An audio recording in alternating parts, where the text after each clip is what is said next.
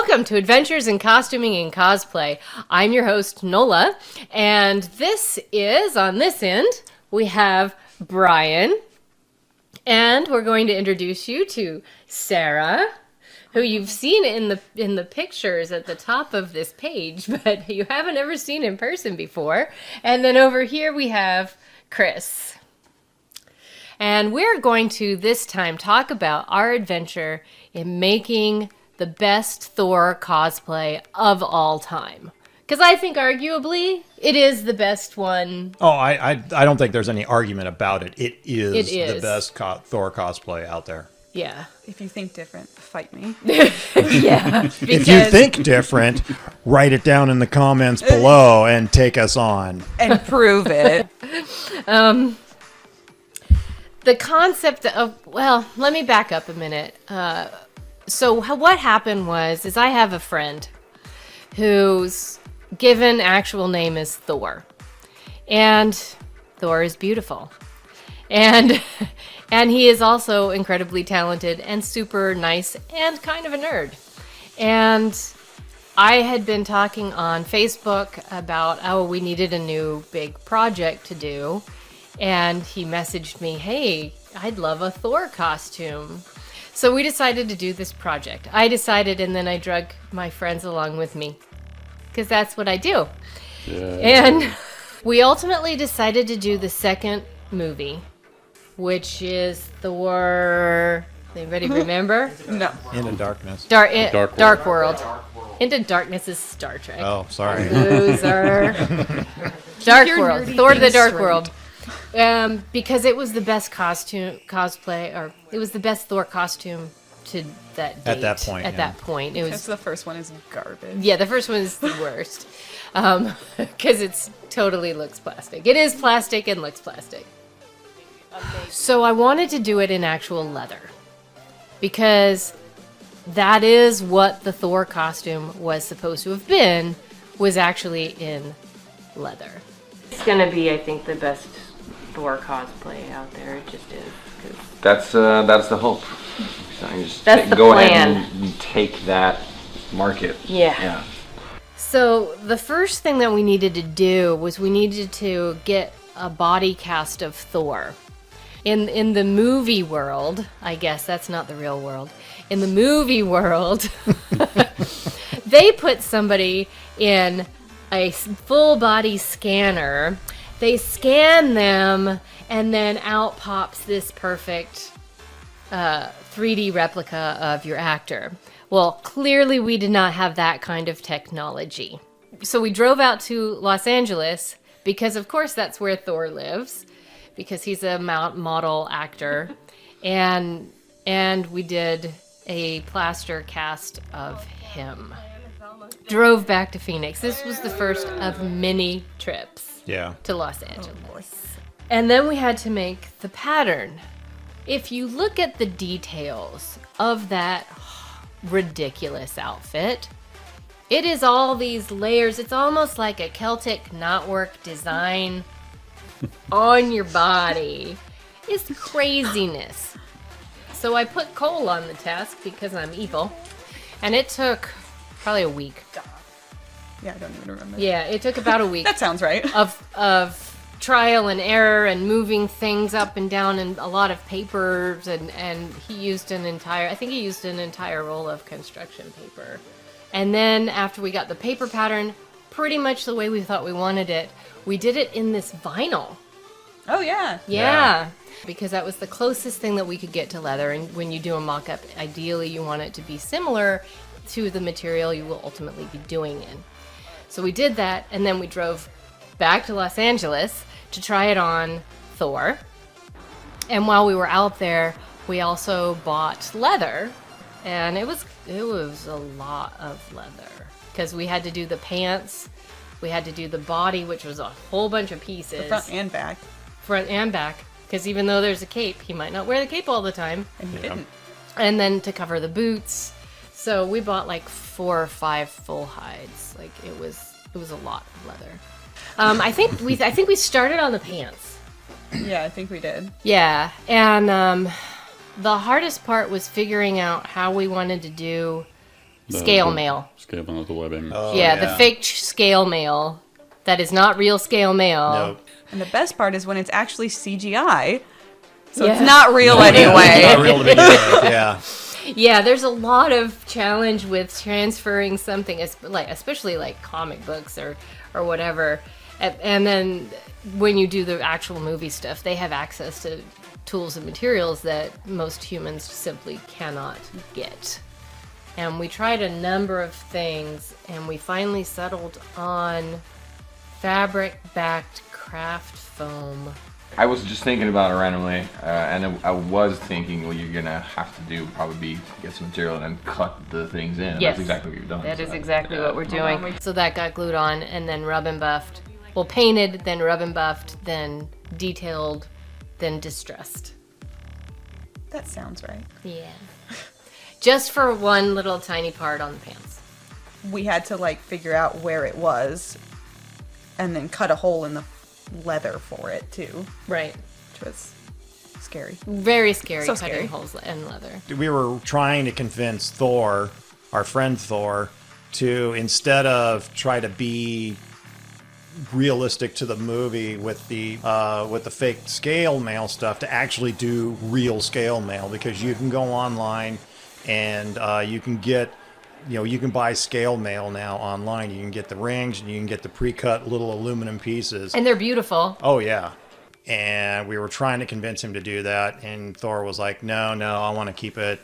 I want it to look more I want like it to the look movie. more like the movie. And we ended up using a wetsuit, didn't we? Yeah. Yep. Yeah, we took a wetsuit. We cut sections out of the wetsuit. Sarah did the wood burning tool on the shirt, the wetsuit, to make it look like the fake scale mail. And then it was then went through this whole other process of The painting. the painting and the rub and buff. Well, we did the spray-on rubber sealant. Tool dip. Tool dip, yeah, the spray-on tool okay. dip.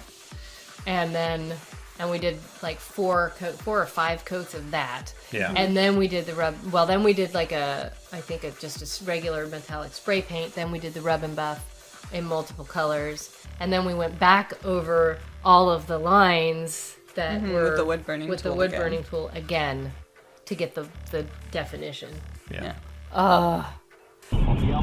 So Thor told me that he found out that the original cape fabric was bought at B. Black & Sons in LA. It was either $15 or $20 a yard. And I bought it, and I got it back, and I fussed with the cape, and I fussed with the cape, and I fussed with the cape, and I fussed with the pattern of the cape, and I was like, I've got it! And so then I cut it out, and it was too short, because I am a moron, and cut it too short. So then I got on the phone with the B. Black & Sons people, crying, and they managed to pull up my receipt, figure out what I had ordered, and send me, like, I paid for it obviously, but they sent me a replacement fabric in just a few days. They were absolute gems to work with. Well, and I did finally get the cape right. Thank God. Yeah. Because the second time around, I actually I made a full mock-up of it. I didn't pretend that I already knew what I was doing. If you have time, always make a mock-up. It makes life better. Yeah, we just usually don't have time, and we Yeah, really didn't. that's real. We had what, 3 or 4 months to work on this, and we were down to the wire. Like, it took. Well, sewing the leather pieces took me like 2 months alone. Yeah. So Yeah, and when we say that, we're not talking about like just a few hours here and there. Oh no, like 8 hours a day, Yeah. 2 months. He has this weird little aprony thing, and you sewed. Parallel lines for like 5 hours. Well, and then we inserted cording around all the edges. Which was a fun experience because you have to figure out how much room you need to add to get the leather to go over the cording, but still be able to sew it again on the other side without making the piece any bigger than you want it to be, because they all fit together like a weird little knot. It was so much more work than it looks like. Like, I mean, nobody has any idea how much labor actually went into this project. Yeah. And then meanwhile, I wanted to do the armor bits, the little metal bits that are rondelles. Yeah, the rondelles, and then there's like the piece in the center front. I wanted to do that in actual metal. I wanted it to be sort of an actual armor pieces. And that did not work. It was an epic fail. I think we had a week, maybe 2. Yeah, because it was getting down to the wire at this point in time. Yeah, by the time we realized that those rondelles were not okay. So then we were scrambling. What are we going to do? I was like, well, let's cast them. Let's model them and cast them. So Cole got back involved, and he did the modeling clay part and created the Positive. Positive. Yeah. Right. And then then I called Chris. This is where Chris, who's been silent this whole time. I had about this much to do in the whole process. But Chris, Yes, the but casting master. Yeah, Yeah. it was very important though when you did it though. help, I need to cast something. All right. It never turns out like it does when you do it, when we try to do it. Yeah, when we do it, It never looks like that. yeah. You're magic. So, Yeah, so and when you only have like a week left, you need magic. yeah, you're like, all right, where's Chris? Because we're screwed otherwise. So we called in Chris, and he helped us cast them, and they turned out really well. I think if we were to do it again, well, I would still want to try the actual metal armor route, but I would be incredibly specific with what I want. Yeah. Well, I think part of that process was we were also, once we had the pieces cast, then we had to paint them because the pieces were actually like yeah. this pale beige color. They weren't anything close to the actual bronzy color that they're supposed to be. And so we had to experiment with painting them, and you would experiment and then yes, no, and you would try something different and you would try something different. And we're not scientists, so we didn't write anything down. And finally we'd end up with this rondelle that looks really cool. Well, how did you do that? I did this, and and It's a hodgepodge of colors. exactly. Right, So and this then you try and hodgepodge of color, recreate you try to it, recreate and it fails. and you get another one that looks really great, but you hold it up next to the first one, and it's like, nope, now it's not great because they don't look alike.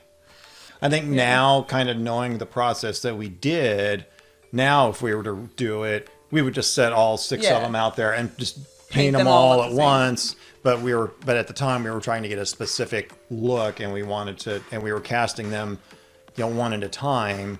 And it was like we were pressed for time, and we was like, okay, it's cast, paint it, get the next one cast, that kind of thing. So Brian's role, his other role in this was he decorated the boots. Yep, I got to play bootmaker. Which sounds so easy.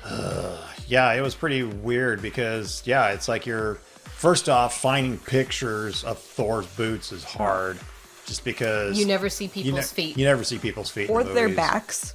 Or their backs. So once I actually found a couple good images of the boots, a couple of those images were like off the figurine, or a figurine. We had some brown boots that we ordered, and it was just a basic brown boot that was similar in style and cut to the one on the movie. And it was like, Well, and I think Thor would have been happy if we stopped there yeah, and probably. didn't even decorate But them. we weren't. But we can't do that. But we can't do that because, well, we're crazy.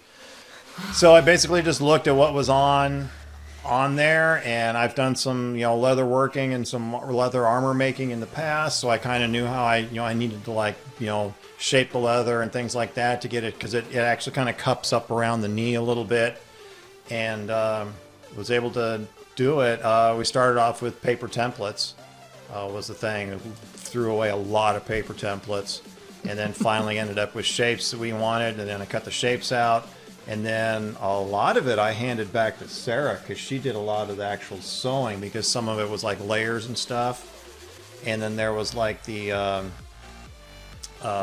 there was like the faux metal trim around the edges too. And how did we do that? 'Cause We I did can't that with craft foam. Craft foam. Oh, that's right. Craft foam. Because and rubber trying to band. cut out And it tiny looked- bits of it looked metal and amazing. get them to shape right was Oh, just yeah. a nightmare. So if you just paint up craft foam, it looks way better and it's way easier. And, And you can put rivets in them Yeah. anyway. Yeah. And So then they look real. And then there were some straps that and went the around. bracers, yeah. And the bracers we worked on too, Yeah. because The bracers look good. the bracers are awesome. Yeah, if you get a chance to see them, they're indistinguishable from the movie versions. But yeah, because we had to have like little buckly things, and I think that's where I like put my foot down, and I was like, I'm gonna use Sam Brown buttons down here. I don't care what you all think, because that's what because that would be the best. That was the best thing for the job, and it would look cool too. Well, and ultimately we got it done, and we got it done in time for WonderCon, and Brian and I went to WonderCon with Thor, and walked around with him, and he got some good heck of a attention. good, reception. And then he came out to Phoenix Comic Con that year and hung out with us. Yeah. And we had a really good time, and he got a lot of attention. And it's hard to get a lot of attention at like Phoenix Comic Con because there are so many good costumes, and he got a ton of attention, and which is exactly what we wanted.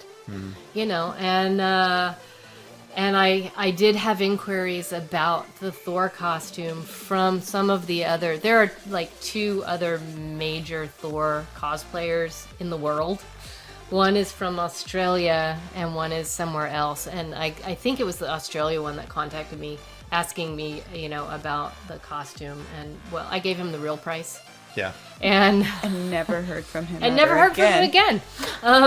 Because he's like, Weird. Oh, huh.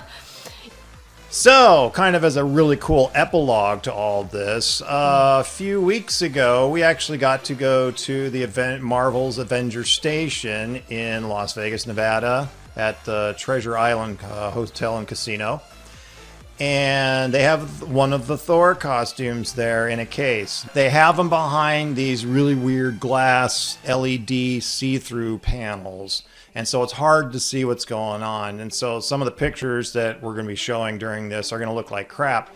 But we were able to like visually look at it. And I would say hands down, you could have taken that costume off of him and put our costume on, and it would have been the same quality.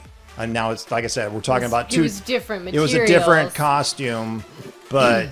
especially like the pants, because the pants were virtually identical. The only bracers were virtually identical. The bracers The were boots virtually were identical. The boots were amazing. virtually identical.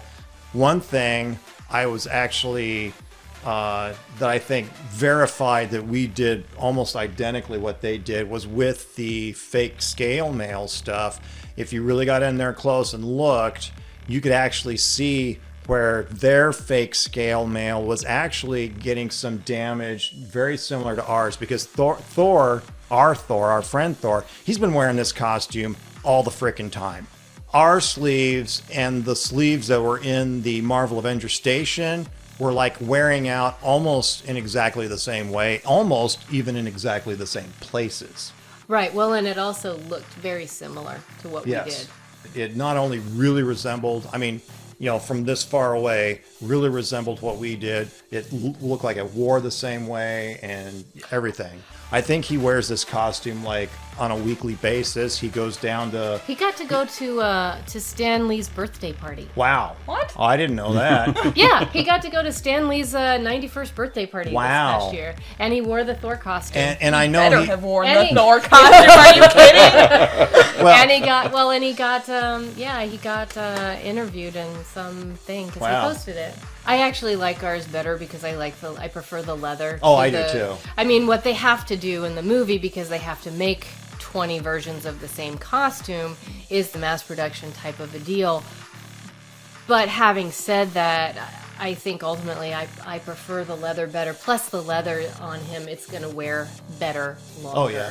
So I just think it was a really good choice for what we did. Leather usually wears in, not wears out.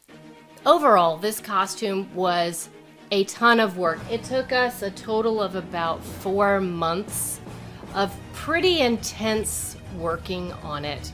By the time we did get it, I'm very proud of it. It's one of my all-time favorites that we've done.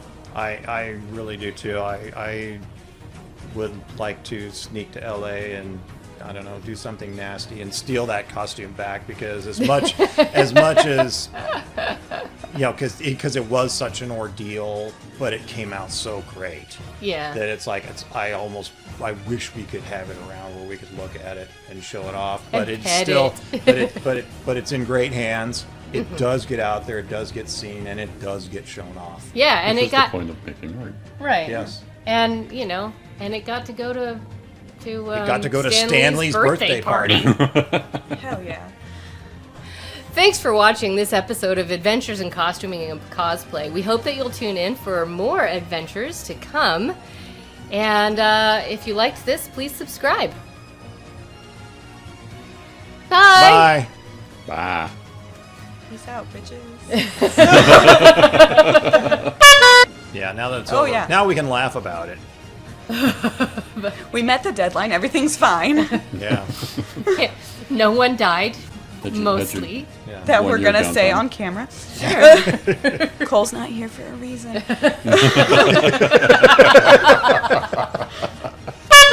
Well, have a drink. part of the part of the adventure is as you watch, for our friends at home, every time I say so, you have Take to a drink. Drink.